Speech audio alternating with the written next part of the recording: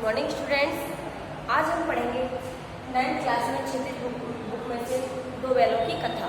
इसके लेखक हैं प्रेमचंद जी।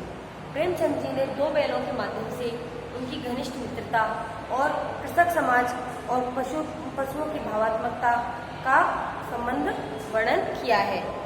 आइए हम पढ़ते हैं दो बैलों की कथा। जानवरों में गधा सबसे बुद्धिमान समझा जाता है। जब हम किसी आदमी को बड़े दर्जे का बेवकूफ़ कहना चाहते हैं तो उसे गधा कहते हैं। गधा सचमुच बेवकूफ़ है या उसके सीधेपन और उसकी निरापद संरचना से उसे यह पदवी दे दी है?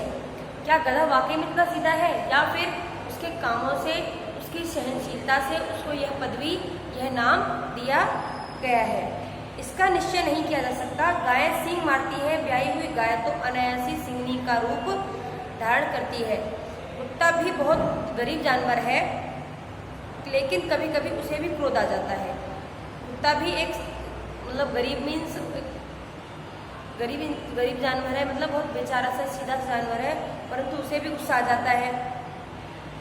किंतु गधे को कभी क्रोध करते हुए नहीं सुना, न देखा। परंतु हमने गधे को कभी क्रोध करते हुए, कभी गुस्सा करते हुए नहीं देखा है और न ही सुना है। जितना चाहे गरीब को मारो, उसे जितना चाहे मार लो, चाहे जैसी खराब सड़ी हुई घास सामने डाल दो, उसके चेहरे पर कभी असंतोष की छाया न दिखाई देगी। उसे आप कितना भी सड़ा हुआ, गंदा हुआ खाना डाल दो, न्यार डाल दो, पर वह कभी भी मुंह पर उसके पर शिकन मीन्स सलवटें नहीं आएंगी या वह मुंह नहीं बनाएगा। बैसाख में चाहे एक आध बार कुलेल कर लेता हो, बैसाख के महीने में एक आध बार एक दो बार भले वो चिल्ला लेता हो, पर हमने तो कभी उसे खुश होते नहीं देखा। परंतु हमने गधे को कभी खुश होते नहीं देखा। वह हमेशा ऐसा नीरसता से भरा हुआ रहता है। नीरसता मीन्स उदासी से भरा हुआ रहता है। उसके चेहरे पर एक विषाद स्थायी रूप से छाया रहता है। विषाद मीन्स उदासी। सुख दुख हानि लाभ किसी भी दशा में उसे बदलने नहीं देता। वह उसे सुख हो दुख हो किसी भी हालत में उसकी मनोस्थिति है, जो फेस का अट्रैक्शन है, उसे चेंज नहीं करता। वह हमेशा मुंह लटकाए ही रहता है। पर आदमी वे सभी अपनी पराकाष्ठा को पहुंच गए हैं, पर आदमी उसे बेवकूफ़ कहता है। परंतु वह इतना सहनशील होने के बाद भी उसे सभी आदमी क्या करते हैं? बेवकूफ़ कहते हैं। सद्गुणों का इतना अनादर कहीं नहीं देखा। क्या हमने सद्गुणों का इतना अनादर होते कहीं नहीं देखा कि जैसे उसमें इंसान में इतने गुण हैं, कुछ भी दे दो वो खा लेता है, कुछ भी कह लो वो सुन लेता है, कितना मार लो वो चू नहीं करता, तो फिर भी उसको गधा नाम से ही पुकारा जाता है कि यह बेवकूफ़ है। कदाचित सीधापन संसार के लिए उपयुक्त नहीं है। देखिए ना, भारतवासियों की अफ्रीका में क्या दुर्दशा हो रही है।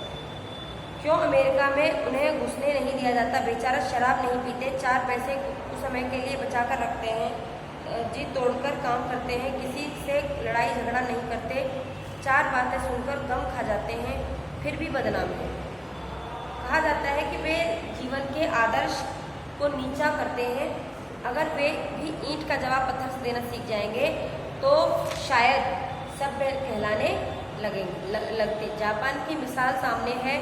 एक ही विजय ने उन्हें संसार का सभ्य जातियों में गण्य बना दिया। मतलब जैसे हमारे देश के इंसानों की अमेरिका में क्या दुर्दशा हो रही है, अफ्रीका में क्या दुर्दशा हो रही है, उनको अलग जाति से देखा जाता है। तो अब क्या है, हमारे भारतवासी सीधे होते हैं, उनको कहीं वो टिकने नहीं देते।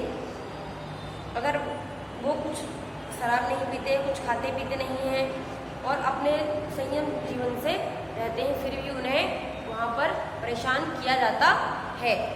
ऐसे ही अगर वो भी जापान की तरह, जापान में जब अत्याचार हुआ, सब उनको परेशान करने लगे, तो जापान ने क्या किया? उसका विरोध किया। तो फिर उसकी गिनती कहाँ हो गई कि यह भी एक सभ्य देश है। लेकिन गधे का एक छोटा भाई और भी है, परंतु गधे का एक छोटा भाई और भी है जो उसके कम ही गधा है, और वह है बैल। बैल को गधे का छोटे भाई के रूप में संज्ञा दी जाती है, जिसे जिस अर्थ में हम गधे का प्रयोग करते हैं, कुछ उसी से मिलते जुलते अर्थ में बछिया के ताऊ का भी प्रयोग करते हैं। जैसे हम गधे को संबोधित करते हैं कि यह बेचारा है, सीधा है, जैसा भी है, ऐसे ही हम इसका प्रयोग करते हैं, बछिया के ताऊ का प्रयोग करते हैं। बछिया के ताऊ मीन्स बैल। हम बछिया के ताऊ के नाम से बैल को बुलाते हैं। कुछ लोग बैल को शायद बेवकूफ़ों में सर्वश्रेष्ठ कहेंगे, मगर हमारा विचार ऐसा नहीं है। बैल कभी कभी मारता भी है, कभी अड़ियल बैल भी देखने में आता है और भी कई रीतियों से अपना असंतोष प्रकट कर देता है। अतएव उसका स्थान गधे से नीचा है। मतलब कि बैल को गुस्सा कम आता है, बट जब आता है तो बहुत भयंकर आता है। इसलिए गधे का जो इस जगह है सबसे ऊपर सहनशीलता में, उसका स्थान बैल का थोड़ा सा नीचे है। भूरी कांची के दोनों बैलों के नाम थे हीरा और मोती। इसमें जो कहानी दी गई है भूरी नाम की व्यक्ति की दी गई है, जिसके दो बैल थे, हीरा और मोती। दोनों पछाई जाति के थे। दोनों मतलब बहुत अच्छी जाति के थे, तो देखने में सुंदर, काम में चौकस, डील में ऊंचे मीन्स कदकाठी में ऊंचे। बहुत दिनों साथ रहते रहते दोनों में भाईचारा हो गया था। दोनों आमने सामने या आसपास बैठे हुए एक दूसरे से मूक भाषा में विचार विनिमय करते थे। दोनों में भाईचारा था, प्रेम था, तो वो क्या करते थे, आपस में एक दूसरे से बातें करते रहते थे। एक दूसरे के मन की बात कैसे समझा जाता था, वो एक दूसरे की बातें को, मन को समझ जाते थे अपनी मूक भाषा से। मतलब जानवरों की एक सांकेतिक भाषा होती है, उससे वह एक दूसरे की बातें समझ जाते थे। अवश्य ही उनके कोई ऐसी गुप्त शक्ति थी जिससे जीवों में श्रेष्ठता का दावा करने वाला मनुष्य वंचित है। वास्तव में जानवरों में एक ऐसी शक्ति होती है जिस शक्ति से मनुष्य वंचित है, क्योंकि मनुष्य सांकेतिक भाषा का प्रयोग कम करता है, लेकिन जानवर अपनी बिना जुबान होते हुए भी बोल नहीं सकते, परंतु अपने हाव भाव से, अपनी सांकेतिक प्रवृत्ति से अपने फ्रेंड को, अपने दोस्त को एक दूसरे की बात बता देते हैं। दोनों एक दूसरे को चाट कर और सूंघकर अपना प्रेम प्रकट करते हैं। कभी कभी दोनों सींग भी मिला लिया करते हैं। विग्रह के नाते से नहीं, केवल विनोद के भाव से, आत्मीयता के भाव से। जैसे दोनों में घनिष्ठता होते ही धौल धप्पा होने लगता है। जैसे दोनों में एक दूसरे को चाटते रहते हैं, एक दूसरे से बात करते रहते हैं आत्मीयता के भाव से, और दोनों में खेलने लगते हैं। इसके बिना दोस्ती कुछ फुसफुसी, कुछ हल्की सी रहती है, जिस पर ज़्यादा विश्वास नहीं किया जा सकता। इनके बिना, मतलब इन सब के बिना, जैसे खेलने के बिना, से बात करने बिना दोस्ती कैसी रहती है, कुछ फीकी सी रहती है।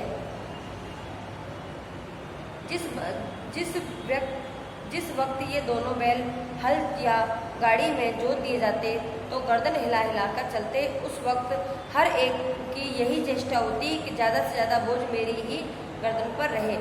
दोनों जब हल जोते जाते तो दोनों में से यही रहता कि हाँ, मेरी कमर गर्दन पर ज़्यादा वजन रखा जाए, क्योंकि दोनों वह घनिष्ठ मित्र थे। दिन भर के बाद दोपहर या संध्या को दोनों खुलते तो एक दूसरे को चाट चूट कर अपनी थकान मिटा लेते। जब शाम को काम करके थक जाते तो दोनों क्या करते थे, एक दूसरे को चाट कर अपनी थकान मिटा लेते थे। नाद में खुली भूसा पड़ जाने के बाद दोनों साथ उठते, साथ नाद में मुंह डालते और साथ ही बैठते। एक मुंह हटा लेता तो दूसरा भी हटा लेता था। इट मीन्स दोनों में इतनी घनिष्ठ मित्रता थी कि वो एक दूसरे के साथ ही रहते थे, खाते थे, पीते थे और एक दूसरे का कष्ट भी समझते थे और बातें भी उनकी समझते थे। तो बेटा आज की वीडियो में इतना ही। आगे हम नेक्स्ट वीडियो में आपको बताएंगे। Thank you.